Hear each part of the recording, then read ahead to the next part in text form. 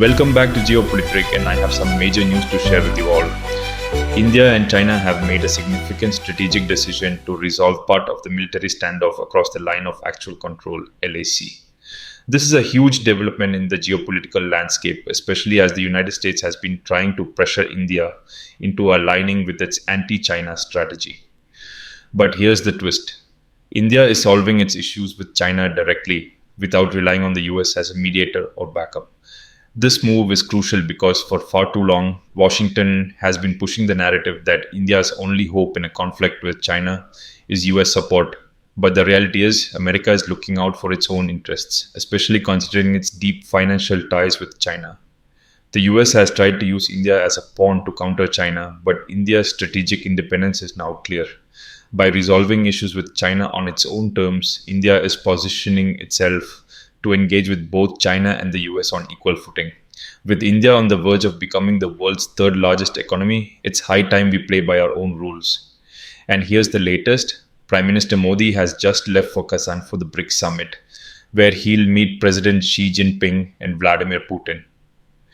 One of the top agenda items is BRICS Pay, a new financial system that could challenge the dominance of the US dollar and the SWIFT payment mechanism. BRICS Pay is set to integrate the financial infrastructures of member countries, including Russia's MIR network and India's Unified Payments Interface, UPI. Once adopted, BRICS Pay will allow these nations to trade without relying on the US dollar or Western financial systems, a massive step toward de-dollarization.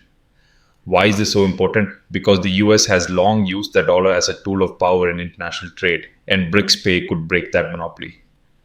Russia already faced the consequences of being cut off from SWIFT during the Ukraine conflict, and now BRICS nations are coming together to create a parallel system. This move would enable them to bypass Western sanctions and financial control. For the US, losing the dollar's global dominance would be nothing short of a geopolitical earthquake.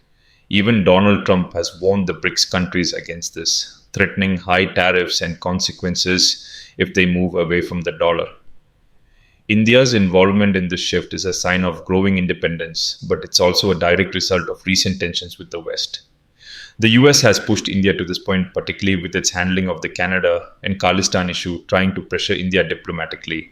The strained relations between New Delhi and Ottawa, with the US seemingly backing Canada on some of these issues, have led India to explore stronger ties with other global powers like China and Russia. Finally, let's talk about the elephant in the room.